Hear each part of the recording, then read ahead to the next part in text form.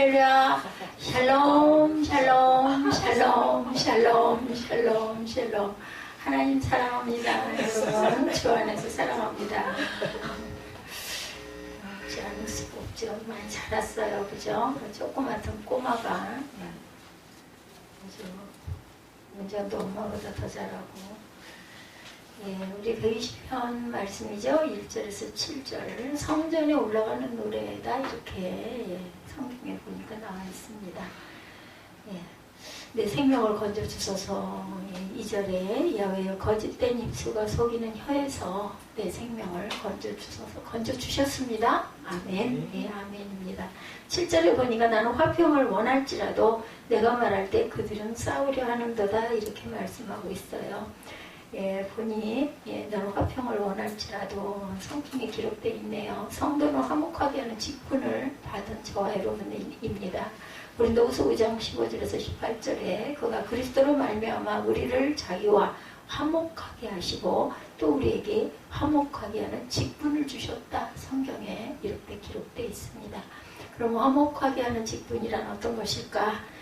어떤 것일까요? 여러분들, 예수님을 주로 고백한 우리는 세상의 소금이죠. 이 소금은 화목하게 하는 것이라는 뜻을 가지고 있습니다. 마태복음 5장 13절에 너희는 세상의 소금이니, 마가복음 9장 50절에도 너희 속에 소금을 두고 서로 화목하라. 썩지 말라는 거죠. 부패하지 말라는 거죠. 골로새서 4장 6절에도 너희 말을 항상 은혜 가운데서 소금으로 맛을 냄과 같이 하라. 음식에 소금이 안 들어가서 그죠? 짜게 먹으면 좋지 않습니다. 그런데 하나도 안 들어가면 정말 전혀 맛이 없죠. 건강 위해서 가끔은 이렇게 하나도 없는 음식을 먹어야 할 때도 있지만 주로 우리는 항상 소금이 있어야 맛도 나고 그죠? 기쁨도 또한 있죠. 골로새 4장 6절에 너희 말을 항상 은혜 가운데서 소금으로 맛을 낸 것 같이 하라. 고린도서 5장 15절에서 21절에도 화목하게 하는 직분에 대해서 설명하고 있습니다. 우리의 말은 은혜 가운데 항상 화목하게 해서 교회와 교회 사이를, 목회자와 성도 사이를, 그리고 성도와 성도 사이를 화목하게 해야 된다. 이것이 우리에게 주신 하나님의 직분이에요. 화목하게 하는 직분을 저도 여러분도 받은 줄로 믿습니다. 성경에는 제가 아까 1부 때 말씀을 드린 것 같아요. 절망이 없어요. 근심과 두려움은 하나님이 주시는 마음이 절대 아니라는 거. 사단이 우리를 자꾸 뒤흔들죠. 나는 안 돼. 나는 안 될 거야. 자꾸 이런 마음을 주십니다. 절망이야. 소망이 없어. 살아날 방법이 없어. 이런 생각을 자꾸 합니다. 근데 성경에는 절망적인 것이 하나도 없습니다. 그 이유는 하나님이 계시기 때문이죠. 성경에 공포와 불안을 다루고 절망에 빠진 사람들을 다루기도 하지만 궁극적으로는 소망과 구원을 선포하게 합니다. 그것은 바로 하나님과의 깊은 관계를 회복하는 것, 거기에는 소망만이 있을 뿐이죠. 일단 정금 같은 믿음을 소유하게 되면서, 정금 같은 믿음 소유하게 되면서 마침내 그리스도의 영광스러운 성품을 형성하게 됩니다. 시편 중에 이 땅의 환난 가운데 오히려 주 야훼 안에서 가장 귀한 것을 얻는 것을 확신하는 시편들이 상당히 많죠. 시편 120편에서 134편까지는요 성전에 올라가는 순례자의 노래다 이렇게 되어 있어요. 이래서 The Song of Ascents 이렇게 표기가 되어 있습니다. 즉 이 땅에서 순례자로 사는 하나님의 백성이 하나님을 예배하러 가면서 부르는 노래들이다. 지금 우리는 그냥 읽었지만 1절에서 7절까지 읽었지만 사실은 곡조가 있죠. 시편들은 다 그래서 노래했던 것이죠. 오늘 시편 120편은 바벨론 포로 이후에 쓰인 시일 수도 있고 성전 재건 및 예루살렘 성의 중건 때 이방 족속에 의해 방해를 받으면서 쓰인 시일 수도 있습니다. 또한 다윗이 사울왕을 피해 다니다가 그의 충신이었던 신하들의 배신을 겪으면서 이방 민족 가운데 피해 다니면서 쓴 시일 수도 있어요.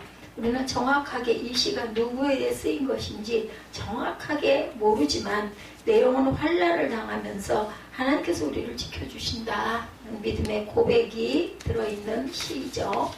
예, 더욱 주님께 가까이 하는 성전에 올라가는 순례자의 노래라는 것은 하나님의 자녀들의 전기이기도 합니다. 이 노래들은 하나님의 백성들의 내면의 비밀들을 계시하고 있고 이 시편 안에 하나님의 백성은 자신들이 순례자라는 사실을 깨닫게 됩니다. 우리는 모두 다 순례자예요. 영원히 사는 사람은 한 명도 없죠. 돌아갈 곳이 있는 사람들, 고향이 있어요. 디아스포라입니다. 그래서 어떤 면으로는 우린 잠깐 쉬었다 간다. 근데 왜 이렇게 잠깐 쉬는 시간에 고난도 많고 어려움도 많고 환난도 많고 풍파도 많을까? 그래야만 우리가 자꾸 하나님을 부르고 찾게 되죠. 저 같은 경우에는 건강이 나빠지면서 참 물어봐요. 주변에서 자꾸 만나는 사람들이 어떻게 그렇게 체력이 좋으냐고 하면서 물어봅니다. 저는 그때마다 하나님의 은혜입니다. 제가 지금 사는 거는 더욱 인생을 살고 있고 은혜로 삽니다. 증거하죠. 그래서 입술로 고백하게 하시려고 하나님께서 저를 살려놓으셨구나 이런 마음을 먹습니다. 우리가 순례자라는 사실을 즉시 깨닫지를 못해요. 어떤 아이가 이 세상에 태어나면 환영을 받으면서 한동안 행복한 평안을 누리게 되죠. 꼬마들, 갓난이들 보면요 얼마나 예뻐요. 요즘에는 좀 갓난아이를 볼 기회가 없는데 정말 보고 만져보고 싶고 손가락 발가락 얼마나 예뻐요. 쬐끄맣고 땅에 발을 딛질 않아가지고 이렇게 발가락들 뒤 여러분들 혹시 잘 보셨습니까? 동글동글 해가지고요 앵두알 같아요. 저는 어렸을 때 그 발가락들이 그렇게 특히 예뻤어요. 우리 아이들 어렸을 때 입으로 빨아먹어 본 적도 있습니다. 너무 예뻐가지고 달콤해요. 아이들은 그렇게 빨아보면 너무 귀엽고 이쁩니다. 정말 마음 안에는 사랑이 가득했어요. 제가 바쁘게 힘들게 아이들을 기르면서도. 근데 사실은 표현을 억누르기도 했고 바쁘기도 했고 제가 또 내 아이들만 기르지를 못했죠. 시동생 둘을 장가도 보내고 학교도 보내고 직장도 보내고 도시락도 싸고 도시락을 하루에 5, 6개씩 도시락을 싸다 보니 제가 어떻게 그렇게 했는지 몰라요. 지금 저한테 하라고 전 절대로 못할 것 같아요. 그런데도 어쩐지 모르고 정신없이 그것도 제가 해야 할 하나의 작은 소명은 아니었을까. 지금 와서 생각하면 이런 생각이 듭니다. 제가 끝까지 완주를 하지 못하기는 했지만 어찌됐든 간에 정말 아기들은 예뻐요. 성령으로 거듭나게 되더라도 이 땅에서 순례자라는 사실을 당장 깨달은 것은 아니죠. 오히려 거듭난 후에 이전보다 더 세상에서 편안함을 느낄 수가 있다라는 것 반드시 분명히 그렇습니다. 우리는 갈 곳이 있기 때문에. 나이가 드신 분은 60대 이후가 되신 분들은 요즘에 고령화 시대다 하긴 하지만 언제 갈지는 모르는데 어찌됐든 제가 생각하기에는 60이 넘으신 분들은 돌아갈 곳이 있는 것이 얼마나 감사할까. 저는 이런 생각이 듭니다. 만약에 없다면 이건 제가 어린 날부터 두려웠던 부분이에요. 나 죽으면 어떻게 깜깜하고 아무것도 모를 거 아니야. 그렇게 무서웠어요. 어린 꼬마 때부터 그건 아주 정확하게 와 있습니다. 그런데 내가 갈 곳이 있다라는 거, 돌아갈 본향이 있다라는 게 얼마나 다행스럽고 감사한지. 아무것도 모르는 암흑은 아니지 않겠어요? 깜깜한. 그러기 위해서라도 하루하루를 감사로 하나님께 영광 돌리며 사는 삶을 살아야 되겠죠. 성령으로 거듭나게 되더라도 이 땅에 순례자라는 사실을 우리가 당장 깨달지 못한다. 오히려 거듭난 후에 이전보다 더 이 세상에서 편안함을 느낄 수 있다는 것, 감사한 일입니다. 우리가 구별될 수 있는 삶을 살고 있다는 것, 선택을 받았다는 것, 그것이 내 마음대로 되는 것이 아니라는 것, 감사한 일입니다. 우리는 모두 다 구원을 주셨어요. 그죠? 그것을 알고, 물론 우리 힘으로 우리가 뭘 잘해서 구원받은 게 아니고 하나님께서 우리를 선택하시고 불러주시고 또한 저희에게 자격을 주셨기 때문에 의롭다 칭함을 받은 자들이죠. 그래서 가는 날까지 우리가 영화를 이루고 가야 할 줄로 믿습니다. 우리는 만유의 창조자신 하나님을 만나면서 하늘 저편은 더없이 푸르고 온 땅은 향기로운 녹색으로 우거져 있다라고 노래할 수가 있습니다. 어린 날은 예전에는 그냥 산은 산이고 바다는 바다고 강은 강이고 내는 내지 이런 눈으로 봤는데 이제는 그 푸르는 실로 물이 차가지고 좋고 그냥 잠깐만 나가도 보이죠. 우리 아파트에서 내려올 때도 양쪽으로 얼마나 푸르름이 예쁘게 보이니까 그걸 보면 정말 하나님의 위대하심, 하나님이 정말 이렇게 세상을 창조하시고 아름다운 실록을 주셔서 얼마나 감사한지, 그게 좀 젊을 때 그런 마음이 있었으면 얼마나 감사했을까요? 예, 더 어려운 일이 있더라도 잘 견디고 참을 수도 있었을 텐데, 이 땅에서 우리는 나그네고 순례자는 사실을 이렇게 깨닫게 되면서 어차피 가긴 가겠지만 이 땅에 거할 곳이 없다는 것을 또한 느끼게 됩니다. 온전한 휴식은 어느 곳에도 없어요. 집에를 가면 집에 가는 대로, 직장에 가면 직장에 가서도, 뭐 심지어는 운동을 하러 가서도 힘들고 공고한 부분들이 너무나 많습니다. 예, 옆 사람이 막 물을 튀기게 한다든지, 뒤에서 저 같은 경우는 뒤에서 누가 막 쫓아온다든지, 그러면 막 아이고 이걸 어떻게 하면 좋을까, 이제 이런 생각이, 그나마 이제 제가 아주 그냥 끝까지 낮아져가지고 기초레인에 가서 이제 하다 보니 아무것도 몰라가지고 이제 막 저를 거북하게 하는, 오히려 그게 나은 것 같아요. 그냥 그럼 제가 이해하고 피해버리면 되니까.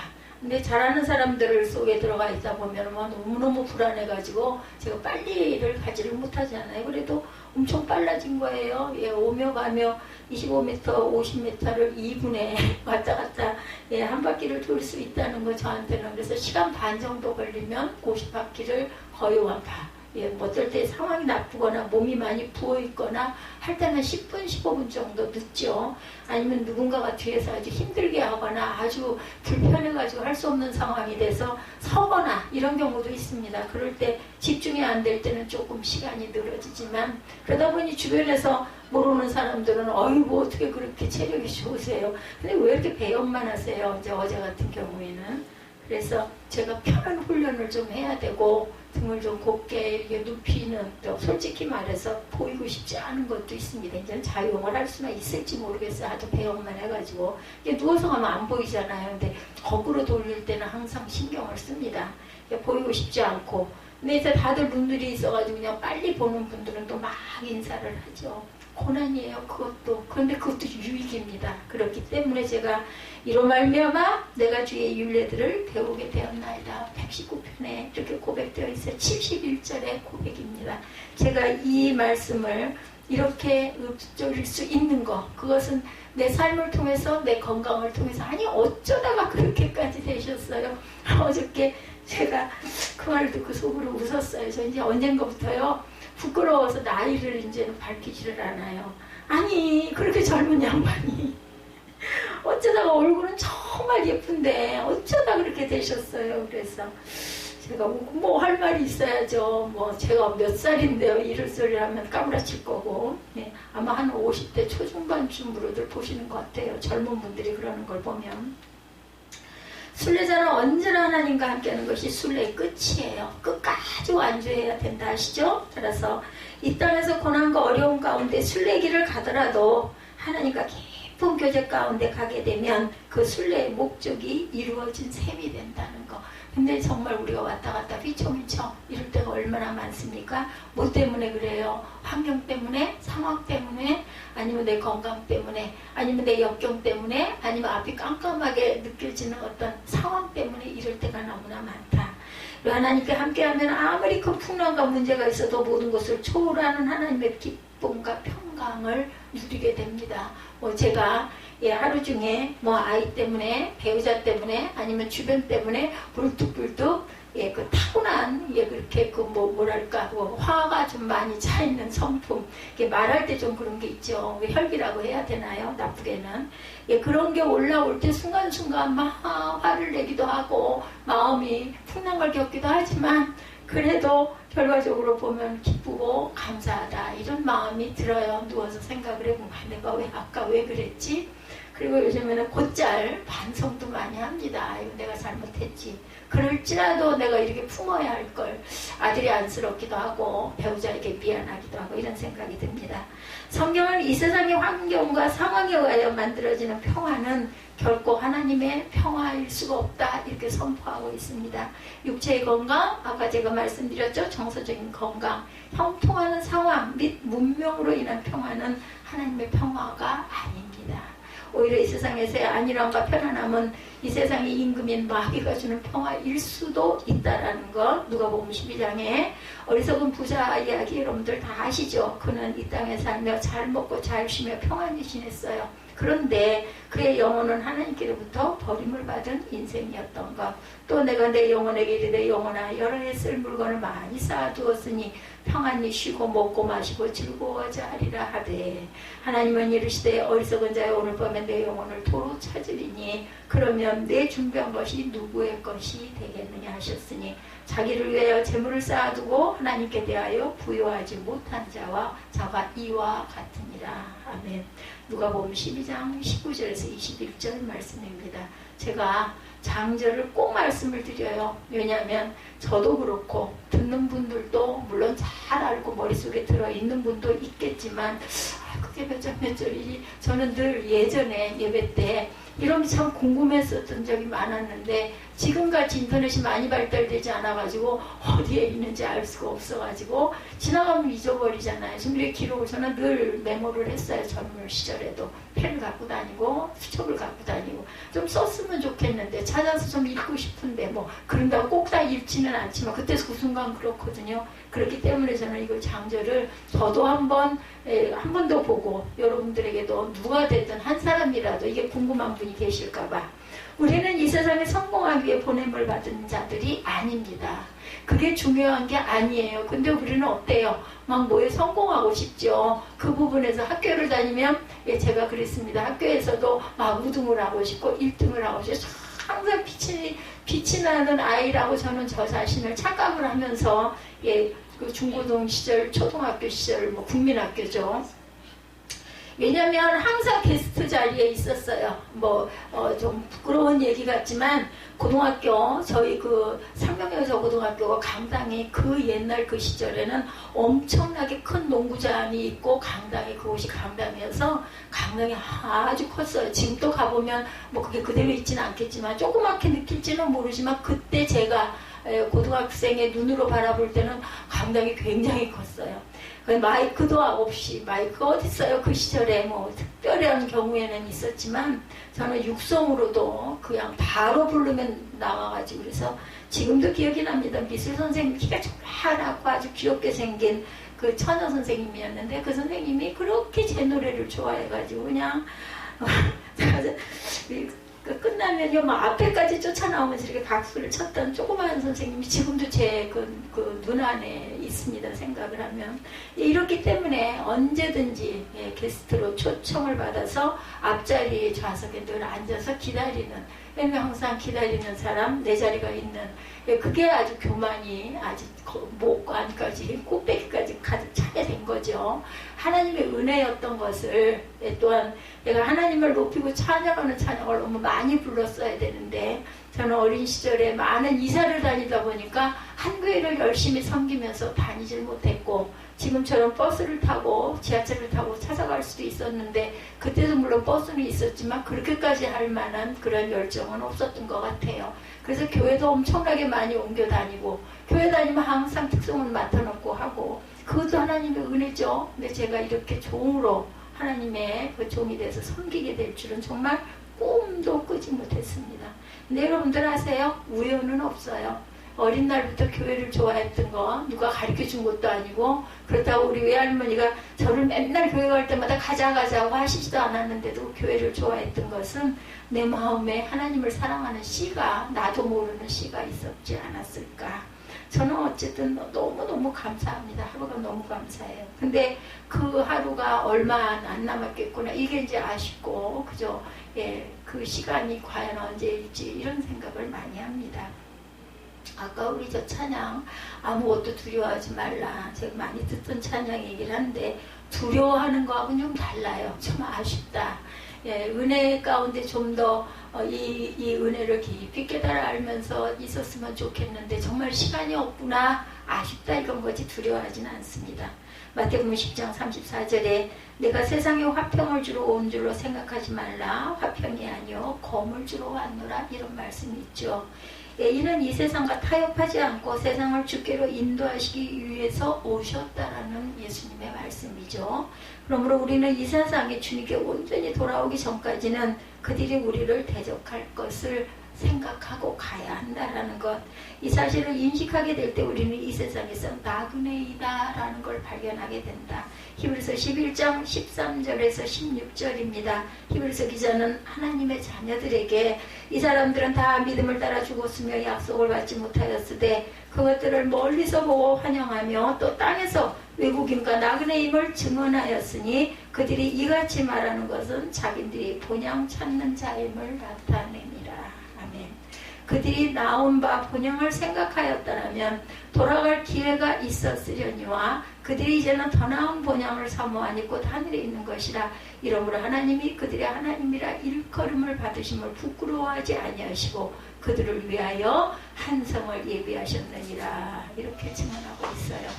이제 우리의 본문 1절에 내가 환난 중에 야훼께 부르짖었더니 내게 응답하셨도다. 오늘 본문이죠. 만일 우리가 하나님의 자녀라면 환난은 반드시 우리로 하여금 하나님께로 나아가 부르짖게 하십니다. 환난이 오면 하나님께 나아가 부르짖죠. 지금 시인이 당하는 환난은 그가 무엇을 잘못했기 때문에 당하는 환난이 아니라 세상 사람들과 다른 관점에서 살았기 때문에 찾아온 환난이에요. 120편 1절 내가 환난 중에 야훼께 부르짖었더니 내게 응답하셨도다. 야훼여 거짓된 입술과 속이는 혀에서 내 생명을 건져 주소서. 우리가 이렇게 기도하게 되죠. 어려움이 올 때, 나를 누군가가 핍박을 할 때, 어떤 대적이 내게 와서 나를 억울하게 할 때 내 생명을 건져 주소서. 이렇게 기도하시기 바랍니다. 우리가 이런 세상과 다른 관점에서 살지 않으면 우리는 거듭난 그리스도인이 절대로 될 수가 없다라는 것. 거듭난 그리스도인은 가치관이 근본적으로 바뀌기 때문에 이 세상에서 다른 목표를 갖고 살게 됩니다. 여러분의 삶을 사는 목적은 과연 무엇입니까? 여러분들은 어떠십니까? 정직하게 이 질문에 답변할 때 그 답이 세상 사람들과 절대적으로 달라야 한다라는 것이에요. 우리가 이 세상에 사는 목적은 하나님께서 우리를 이 세상에 보내신 사명을 이루기 위함이다. 근데 본인이 모를 때도 있어요. 저처럼 바보같이 한 50년 이상을 모르고 살아오다가 뒤늦게 그것을 깨달은 경우가 있죠. 그 사명은 우리가 무엇을 하든 하나님을 즐거워하며 영화롭게 하는 것이죠. 이때 상황은 상관이 없어요. 감옥에 있을 수도 있고 권력자의 자리에 거할 수도 있고 또한 풍성한 부자일 수도 있고 가난한 농부일 수도 있다는 것입니다.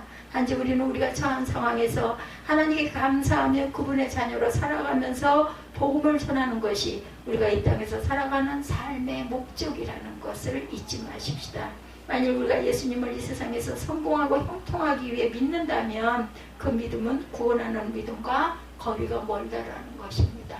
물론 형통하게 하실 때가 있죠. 복이죠. 그것도. 그걸 통해서 또 하나님의 영광을 드러내게 하기 위해서 아주 귀하고 세상에서 모든 사람들이 다 아는 인정받는 그런 사람으로 하나님께서 키우실 때도 있습니다. 그것으로 인하여 큰 영향력을 끼치게 하려고. 그죠? 이런 경우도 있어요. 그러한 믿음을 가진 자들 중에 주 예수 그리스도께서 재림할 때 또는 이 세상을 떠날 때 자신이 하나님 나라에 들어갈 수 있는지 없는지 어떻게 살아야 할 것인지 여러분들 다 알고 계시죠? 어떻게 살아야 한다는 거. 겸손해져야 됩니다. 그럴수록 겸손해져야 되죠. 참된 믿음은 이 세상을 위해 예수를 믿는 것이 아니라 예수를 위해 이 세상을 버리는 것이라고 하죠. 내 십자가를 지고 나를 따르라 이렇게 말씀하십니다. 따라서 분명한 것은 하나님의 자녀들에게 이 세상에서의 형통은 보장되어 있지 않다라는 것입니다. 물론 이 세상의 형통이 절대로 거부되는 것은 아니에요. 아까 말씀드린 대로 성경이 말하는 것은 이 세상의 형통과 부귀와 안녕이 그리스도의 절대 목적은 결코 아니라는 거죠. 세상적인 형통은 하나님의 백성들에게 약속되어 있지 않아요. 오히려 환난과 공고와 핍박과 기근이 멸시가 있을 것이라고 말씀하죠. 하나님 백성들에게 약속된 것은 예수께서 결코 우리를 떠나지 아니하신다는 거예요. 내가 너와 함께 하겠다 그러지 네가 그런 어려움을 다 피하게 해주겠다 이렇게 말씀하시지 않아요. 네 십자가를 지고 나를 따라오느라 내가 너와 항상 함께 하겠노라 이렇게 말씀하시죠. 오히려 지금 이 시대에 하나님의 자녀들이 형통과 영광이 아니라 고난과 수욕을 당한 시대일 수도 있습니다. 코로나로 인해서 교회들이 많은 핍박을 받아서 또한 여기까지 오기도 했어요. 그죠? 3년여 동안. 앞으로 세상은 더욱 참된 그리스도인들을 미워하고 핍박할 것입니다. 사단의 가장 큰 속임수 중에 하나는 사람들을 깨워 하나님의 이름으로 이 세상의 부수적인 축복에 매어 달리게 한다는 것을 잊지 마십시다. 그리고 하나님의 자녀라는 사실 때문에 육체적인 건강이 보장되고 하는 일마다 형통하는 것을 신앙의 목표로 삼는다면 이는 크고 격길로 잘못된 길로 빠지는 것이라는 것을 잊으시면 안 됩니다. 아니 교회를 섬기고 11조를 하고 이만큼 내가 봉사하고 헌신하는데 왜 나는 이렇게 어려움이 많은가 이렇게 말씀하시지 마시기 바랍니다.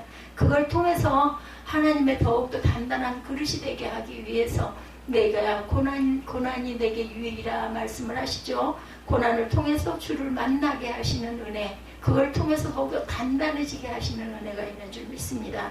내가 환난 중에라고 말할 수밖에 없는 상황들이 발생하죠. 그리스도인들에게는 결코 환난이나 어려움이 없을 것이라고 한다면 엄청난 거짓이고 기만이라는 것, 이단입니다.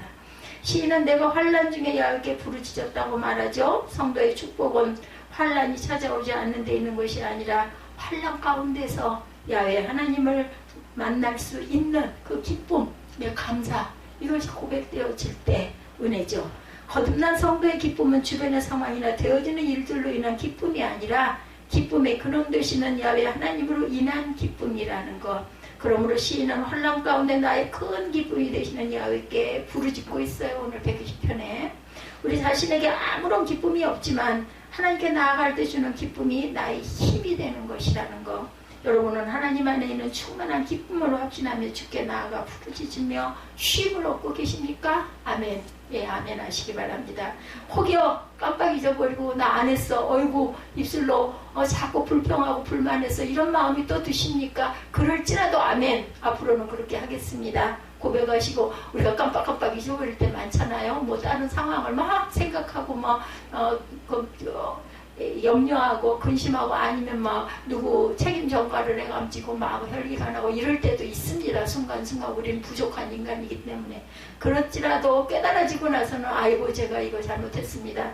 그냥 회개하시면 됩니다. 아니면 자식이 부모 보기에 나이가 50이 되고 60이 됐다 한들 그럼 온전한 자녀가 어디 있습니까? 부모의 눈으로 볼 때는 다 부족하죠. 그렇기 때문에 아이고 저 녀석 어떡하나. 늘 부모는 나이가 많이 든 아들을 위해서도 딸을 위해서도 항상 염려하고 걱정을 한다라는 거. 하나님의 마음은 뭐 오죽이나 하시겠습니까? 우리가 온전해서 살아남을 자는 한 명도 없어요. 온전치 못합니다. 모두 다.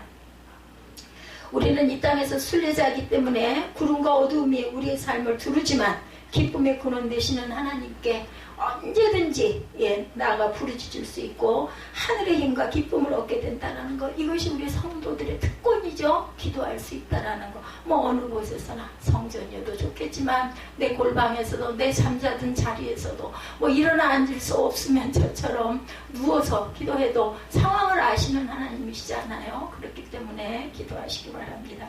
우리는 큰 환난과 공포 가운데서도 하나님께 나아가 언제 어떤 상황에도 기도할 수 있다. 뭐 운전하면서도 얼마든지 기도할 수 있죠. 그리고 주 앞에서 우리의 마음속에 있는 모든 것을 아뢰고 잠잠하여지만 그때 우리에게 하나님의 기쁨이 임하시면서 하나님께서 나의 기도를 들으셨구나 라는 조용한 확신을 갖게 됩니다. 제게는 특별한 특징이 하나 있어요. 생각지도 않은 일이 또 쑥 떠오르거나 마음에 이렇게 제가 잘못 아니면 실수하러 자꾸 그쪽으로 자꾸 기울어져 가면은 마음이 와요. 누가 얘기하는 사람이 누가 있겠어요. 저한테. 그냥 마음이 옵니다. 그래서 이렇게 묵상을 하다 보면 나중에 생각해보면 이게 잘못됐구나. 아니면 이걸 깨달아야 되겠구나. 아이고 이게 내가 잘못이네. 이것 좀 이렇게 해야겠네. 뭐 이런 마음들이 와요. 오죽이나 제가 미련하고 부족하면 성령께서 알게 해주시는구나. 아니 합력하여 선을 이루는 건 하나님이 성령을 통해서 알려주시는 거죠. 저는 그렇게 생각합니다. 오늘 2절이죠. 특별히 원수들의 거짓된 입술과 속이는 혀 때문이죠. 야훼여 거짓된 입술과 속이는 혀에서 내 생명을 건져주소서. 이런 경우가 얼마나 많습니까? 이 세상에 속한 자들은 자신의 유익을 위하여 남을 해하는 거짓을 말하게 되어 있어요. 거짓된 세상이죠. 만일 시편 120편의 시인이 다윗이라면 그는 그의 친구들에게 속임을 당하죠. 배반을 당하죠. 아들에게 달라붙어가지고 반란이 일어나고 성전에서 쫓겨나게 되지 않습니까? 얼마나 마음에 그 배신감과 억울함과 분노가 컸겠습니까? 우리는 이러한 그 악한 자들의 거짓과 비방에 대해 얼마든지 견딜 수 있어야 한다라는 거예요. 무슨 일이 일어날 수 있을지 알 수 없지만 뭐 어떤 일이 일어나더라도 하나님이 나와 함께 하시니까 나는 견딜 수 있고 나는 극복할 수 있습니다. 가장 가까운 자에게 믿었던 사람에게 그렇잖아요. 제가 불뚝불뚝 화를 내다가 생각을 해봅니다. 왜 이런 걸 갖고 내가 화를 낼까? 믿는 구석이 있어서 그런 거예요. 전혀 남인 경우 같으면요, 화낼 일이 뭐 있어? 당연하죠. 그 사람이 나를 뭐 다 좋다고만 할 이유가 없죠. 내가 억울하더라도 참 웃겨. 그러고 넘어가지 않겠어요? 아니면 오해를 했네, 나는 그런 마음이 아닌데 이렇게 하고 맙니다. 근데 자꾸 화가 나고 섭섭하게 느껴지는 것은 그 사람에게 거는 기대가 있고 가깝게 느끼고 믿는 구석이 있기 때문이라는 거. 우리는 악한 자들의 거짓과 비방에 대해서 견딜 수 있어야 돼요. 뭐 당연하지. 세상이 이런 세상이니까. 시인은 하나님께 나아가 부르짖었다는 거죠. 순례자들은 이 땅에서 이방인이었어요. 그러나 지금이나 하나님의 자녀들은 지금이나 하나님의 자녀들은 이 세상 사람들에게 멸시와 천대를 받기 마련이라는 것. 또한 이 세상 사람들의 거짓 증언을 통해 손해와 억울한 일을 당하는 일이 너무너무 많았죠. 우리는 이 세상에서 억울하고 부당한 대우를 받게 됩니다. 한참 핍박과 그 탄압이 많았을 때 뭐 말할 것도 없죠. 이때 하나님의 자녀들은 이 세상에 대해 정을 떼게 되고 장래 돌아가야 될 하늘의 고향을 자꾸 사모하게 됩니다. 살기가 힘들고 공고한 사람일수록 아이고 하나님 나 좀 데려가세요 소리를 그냥 절로 합니다. 살만하고 가진 게 많고 뭐 요즘엔 뭐 세계여행 뭐 요즘날 보니까 카톡이 그 떴대요. 한 달 동안을 여행을 해서 거기서 한 달을 살게 해준다고 뭐 그런 패키지도 있나 봐요. 그런 것도 떴어요. 그래서 우리 제가 이제는 어디 가서도 체류도 할 수 있고 살 수 있게 또 뭐 언어도 틀리고 뭐 어떻게 살아야 될지 몰라도 아마 그런 길잡이들이 다 있겠죠. 또 이런 또 여행사들도 또 생겨났구나. 처음으로 알았어요. 제 휴대폰에 뚝 떠가지고 카톡에 떴더라고요. 그거 빨리 임박금 오늘 하루 뭐 이렇게 해서 떴더라고요. 우리를 사랑하시고 이 세상에 잠들지 않게 하시기 위해서 악한 자, 심지어 가까운 자들에게까지 모독과 멸시와 천대를 받게 하실 때가 너무나 많다. 하나님의 자녀들은 이 세상에 대해 성을 떼게 되고 장래로 돌아가야 할 고향을 자꾸 사모하게 됩니다. 어려움이 있을수록 환란이 올수록 자꾸 그렇죠. 우리의 유일한 위로자는 야훼 하나님이시라는 거. 오늘 성경 120편 말씀이 모두 다 그 말씀이죠. 우리 마음속에 가장 깊은 사정을 말할 수 있는 자는 오직 우리 주 야훼 하나님 한 분뿐이라는 거. 그래서 사람을 믿지 말라라는 이야기들을 많이 하죠. 사람은 사랑할 존재지 믿을 존재는 하나님 한 분이라는 거. 믿음으로 사는 자와 믿음을 버린 자의 가장 큰 차이, 거짓을 말하는 입술과 속이는 혀. 가룟 유다는 믿음을 저버린 대표적인 제자로 그의 특징은 속이는 혀였어요. 그리고 그는 예수께 입맞춤으로 모든 사람을 또한 속였습니다. 그러나 그리스도인은 그 마음속에 하나님을 향한 사랑과 경외심이 있기 때문에 자신의 유익을 위해 속이던 입술을 내버리게 되죠. 에베소서 4장 25절입니다. 그런즉 거짓을 버리고 각각 그 이웃과 더불어 참된 것을 말하라. 이는 우리가 서로 지체가 됨이라. 우리 모두는 하나님의 지체들이죠. 하나님의 거듭난 백성들은 무엇보다 입술로 참된 것을 말할 줄 알아야 되며, 특히 교회 공동체 내에서 우리는 그리스도 안에서 지체이기 때문에 서로 진실해야 합니다. 시인은 원수의 거짓된 입술과 속이는 혀로 인하여 고통과 환난을 당하고 있어요.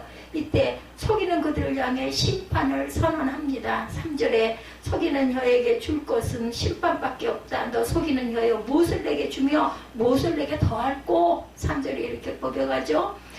모든 것은 저주밖에 없다. 대부분의 인간관계 속에 교묘한 속임수들이 많죠.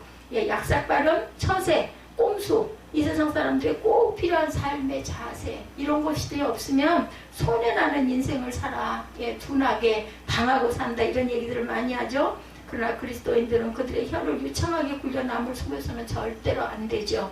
거짓으로 자기 유익을 얻거나 꼼수를 부려서 상황을 자신에게 유리하게 만들어서는 안 됩니다. 오스왈드 챔버스는 내 자신이 공평한 대우를 받으려고 주장하는 것은 아직 자신을 죽게 내어놓지 못한 증거다 이렇게 말하고 있습니다. 약삭 발음이나 처세술 어떤 위협으로 상대의 마음을 속여서 자신이 원하는 대로 하려는 것은 마귀의 계략이죠. 우리는 나 자신을 위한 공정한 대우를 따지며 시간을 낭비해서는 안 되겠죠. 내가 당한 억울한 일들 때문에 알아주지 않는 것 때문에 손해본 느낌 때문에 따질 것은 따져야 한다면서 자기의 권리를 절대로 주장해서도 안 됩니다. 우리는 예수처럼 억울한 일을 당해도 이 세상은 그러려니 하고 오직 하나님께서 알아주실 것을 의지하며 나아가야 하는 것이죠. 어렵죠. 이렇게 하기가 어렵습니다. 억울하고 속상하고 그죠? 누구에게라도 하소연을 하고 싶고 예수께서 너희가 내 제자가 되면 사람들이 너희를 공평하게 대하지 않을 것이다. 그러나 그러한 대우에 신경 쓰지 말고 너희는 단지 모두에게 선을 행하도록 힘쓰라 이렇게 말씀하세요. 베드로가 예수님의 삶의 자세를 하나님의 자녀들에게 권하죠. 베드로전서 2장 18절에서 24절입니다. 사환들아 범사에 두려움으로 주인에게 순종하되 선하고 관용하는 자들에게만이 아니라 까다로운 자들에게도 그리하라. 부당하게 고난을 받아도 하나님을 생각함으로 슬픔을 참으면 이는 아름다우나 죄가 있어 매를 맞고 참으면 무슨 칭찬이 있으리요. 그러나 선을 행함으로 고난을 받고 참으면 이는 하나님 앞에 아름다우니라. 이를 위하여 너희가 부르심을 받았으니 그리스도도 너희를 위하여 고난을 받으사 너에게 본을 끼쳐 그 자취를 따라오게 하려 하셨느니라. 그는 죄를 범하지 아니하시고 그 입에 거짓도 없으시며 욕을 당하시되 맞대어 욕하지 아니하시고 고난을 당하시되 위협하지 아니하시고 오직 공의로 심판하시는 이에게 부탁하시며 친히 나무에 달려 그 몸으로 우리 죄를 담당하셨으니 이는 우리로 죄에 대하여 죽고 의에 대하여 살게 하려 하십니다. 아멘. 이처럼 우리는 우리의 입술과 혀로 결코 거짓이나 위협을 말하여 자기 유익이나 뜻을 이루어서는 당연히 안 되죠. 그 대신 예수 그리스도의 마음을 본받아서 억울한 일을 당하여도 참고 계속 죄에 대하여 죽고 선에 대하여 살면 하나님 앞에 칭찬을 받을 것이다. 3, 4절을 통해 거짓을 말하는 혀의 특징과 그 혀가 받을 형벌을 말하고 있죠. 장사의 날카로운 화살과 로뎀나무 숯불이로다. 4절에 이렇게 말씀하고 있습니다. 거짓을 말하는 혀는 아주 날카로운 도구가 되죠. 야고보서 3장 6절에서 8절입니다. 혀는 곧 불이요 불의의 세계라. 혀는 우리 지체 중에서 온몸을 더럽히고 삶의 수레바퀴를 불사르나니 그 사르는 것이 지옥불에서 나느니라. 이렇게 말씀하고 있어요. 여러 종류의 짐승과 새와 벌레와 바다의 생물은 다 사람이 길들일 수도 있고 길들여 왔거니와 혀는 능히 길들일 사람이 없나니 쉬지 아니하는 악이고 죽이는 독이 가득하다 이렇게 말씀합니다.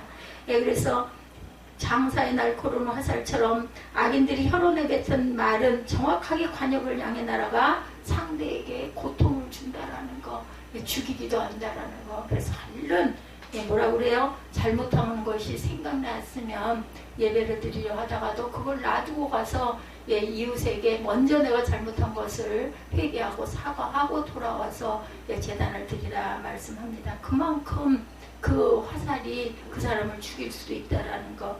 하나님의 자녀들에게 고통을 준 그들의 말은 하나님 앞에 증거가 돼서 하나님의 진노를 자아나게 되고 그들에게는 반드시 하나님의 저주가 임하게 된 것이라는 거죠. 우리가 거듭나면 하나님께서 가장 많이 돌보시는 부분은 우리의 혀입니다. 따라서 성령이 충만하여 예수의 말씀을 따를 때 제일 먼저 우리의 삶 가운데 나타나는 축복은 평안이죠. 평안. 진실하고 부드러운 말, 따스한 말, 온유한 말, 격려의 말, 이런 말씀들을 많이 하시기 바랍니다. 그러나 거듭나지 않은 사람들은, 불신앙으로 살아가는 자들은 남을 괴롭히는 말을 하고 찌르고 아프게 하는 화살 같은 말들을 아무렇지도 않게 토해냅니다. 상대가 어떻게 상처를 받는지도 모르고 자기는 막 정죄를 합니다. 너 이러니까 틀렸지, 너 이러니까 부족하지, 너 이것도 몰라? 이래서는 안 된다라는 거죠. 하나님 다 아시고 계시는데 부족한 그릇도 있고 좀 나은 그릇도 있고 그죠? 도자기도 있고 종지도 있고 토기도 있고 흙그릇들도 얼마든지 많아도 그래도 그것도 나름대로 쓰이죠. 전부 다 도자기 자기만 있으면 우리 막 쓰는 그릇 없어서 어쩝니까? 그죠? 예, 그리고 종종 남들과 자신의 멸망을 초래하고 무서운 악한 말을 내뱉는 것, 가까운 자들에게는 빈정됨, 비꼬는 말, 연약하고 한이 맺힌 사람들이 사용하는 무기로 사람들의 뼈에서 살을 에어내는 예, 우리의 혀의 그 독, 예, 그 악입니다. 예, 시인은 그렇게 내던진 화살 같은 말을 오뎅나무 숯불로 여기 오늘 본문에서 비유하고 있습니다. 이는 효력이 오래오래 간다는 뜻이며 동시에 그러한 독하고 악한 말을 하는 자들에게 오래오래 가는 지독한 심판이 임할 것을 암시하죠. 그들이 던진 악한 말의 효과가 오래 가듯이 그들에게 임할 심판도 또한 오래 임할 것임을 뜻하죠. 이에 베드로는 우리에게 간절히 호소합니다. 베드로전서 3장 8절에서 12절에 마지막으로 말하노니 너희가 다 마음을 같이하여 동정하며 형제를 사랑하며 불쌍히 여기며 겸손하며 악을 악으로 욕을 욕으로 갚지 말고 도리어 복을 빌라. 이를 위하여 너희가 부르심을 받았으니 이는 복을 이어받게 하려 하심이라. 그러므로 생명을 사랑하고 좋은 날 보기를 원하는 자는 혀를 금하여 악한 말을 그치며 그 입술로 거짓을 말하지 말고 악에서 떠나 선을 행하고 화평을 구하며 그것을 따르라. 주의 눈은 의인을 향하시고 그의 귀는 의인의 강구에 기울이시되 주의 얼굴은 악행하는 자들을 대하시느니라 하였느니라. 이제 5, 6절 마지막 봅니다. 내색에 머물며 계달의 장막 중에 머무는 것이 내게 바로다. 내가 화평을 미워하는 자들과 함께 오래 거주하였도다. 순례자는 자신이 고초를 당하는 이유가 자기가 머물러서는 안 될 곳에 오래 머물렀기 때문이다. 이렇게 고백합니다. 예, 메색은 흑해 연안에 거하던 야만족의 도시고 게달은 이스라엘과 사이가 좋지 않은 아랍 쪽의 도시입니다. 5, 6절은 순례자가 살던 실제 장소를 들고 있지만 그 의도는 그곳에 살던 메색과 게달 사람들을 비판하기 위함이 아니고 그보다는 하나님의 자녀가 머물러서는 안 되는 곳에 계속 머물르면 화가 미친다는 것을 예, 말씀하고 있죠. 내가 화평을 미워하는 자들과 함께 오래 거주하였도다. 시편 기자가 다윗이라면 그는 하나님의 함께하라고 했던 이스라엘 사람들보다는 자신의 안전을 스스로 구하기 위해 그가 잊지 말아야 할 이방 나라에 오래 머물렀던 블레셋에 가서 있었던 그때를 얘기했던 거 아닐까. 이제 주님이 함께하라고 한 것보다 스스로 세상의 다른 것들을 더 좋아한 것이 문제의 시가 되었다. 이렇게 고백합니다. 우리는 주께서 맺어주신 관계보다 내 성격과 분위기에 맞는 사람들을 더 좋아합니다. 그러나 하나님께서는 그런 본성적인 관계를 깨뜨리시고 신앙 안에서 관계를 북돋우실 때가 많다라는 것. 이는 거듭난 자들의 특징은 자연적인 본성 때문에 서로 아끼고 사랑하게 되는 것이 아니라 예수 때문에 서로 귀하게 여기고 사랑하게 되는 것이기 때문이라는 것. 얼마나 부족한 점이 많이 보여요. 그죠? 예, 그렇지만 예, 주 안에서 사랑으로 감싸고 사랑으로 위로하고 사랑으로 붙들고 함께 간다라는 거죠. 우리 모두 다 지체이기 때문에 만일 우리가 예수보다 인간관계를 의지하거나 좋아한다면 그 관계는 깨어지게 되고 결국 어려움에 처하게 된다라는 거죠. 시편 마지막 절 나는 화평을 원할지라도 내가 말할 때 그들은 싸우려 하는도다. 우리의 말꼬리를 붙들어 논쟁을 해놓은 자들과 함께하는 것은 아주 힘이 들죠. 끔찍하죠. 그렇지만 우리는 하나님의 복음을 감추지 말고 굳건하게 알려야 합니다. 문제는 그들은 우리가 진리를 말할 때 다투려는 마음을 지니고 있다는 것이 문제라는 거죠. 예수님의 말꼬리를 붙들고 시비를 걸고 거대 빠뜨리려던 바리새인들을 기억해 보시기 바랍니다. 바울은 이러한 자들을 두려워하지 말고 담대히 진리를 선포해야 된다. 고린도전서 4장 3, 4절입니다.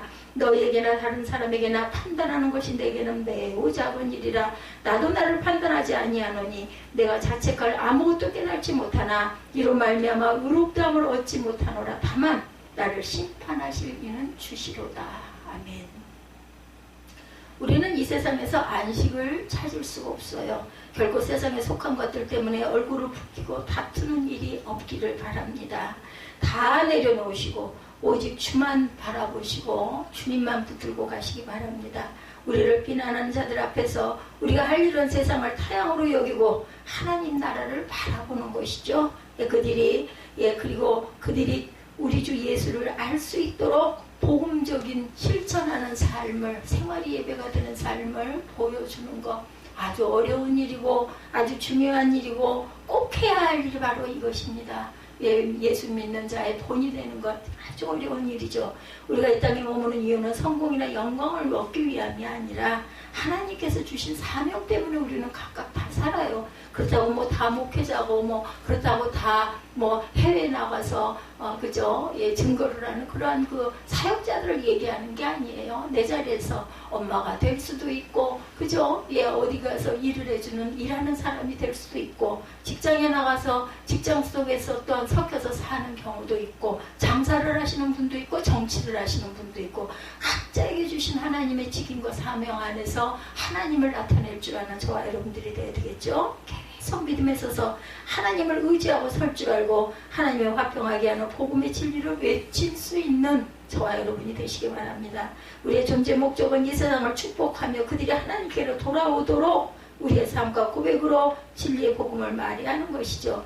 마태복음 5장 9절에서 12절입니다. 화평하게 하는 자는 복이 있나니 그들이 하나님의 아들이라 일컬음을 받을 것이요 의를 위하여 박해를 받는 자는 복이 있나니 천국이 그들의 것이니라. 아멘. 나로 말미암아 너희를 욕하고 박해하고 거짓으로 너희를 거슬러 모든 악한 말을 할 때는 너희에게 복이 있나니 기뻐하고 즐거워하라. 하늘에서 너희의 상이 크니라. 너희 손에 있던 선지자들도 이같이 박해하였느니라. 환난 가운데 기도하십시다. 억울한 일을 당하고 속임을 당하였을 때 하나님의 공의를 의탁하십시다. 그렇지 않으면 세상 사람들처럼 악하고 독한 말을 하는 사람이 될 수가 있다라는 것. 우리의 목적은 어떤 상황에서든지 빛과 소금의 역할이라는 점을 절대로 잊지 말고 항상 복음으로 화평을 이루는 저와 여러분들이 되시고 이 화평을 세상은 받아들이지 않을지라도 쉬지 않고 화평을 전하며 나아갈 때 행함으로 보여줄 때 하나님께서 택하신 자들이 우리의 고백과 삶을 보고 하나님께로 돌아오게 될 것입니다. 이것이 우리가 오늘도 순례자의 삶을 살며 하나님이 계신 성전으로 올라가는 이유라는 것, 예배하는 이유입니다. 오늘도 독한 입술과 악한 혀가 가득한 이 세상에 살면서 많은 환난과 고통이 있을지라도 우리의 입술과 혀를 주께 드리고 오직 진리의 복음을 고백하고 외치는 그러한 우리 모두가 되시기를 예수 그리스도 이름으로 축복합니다.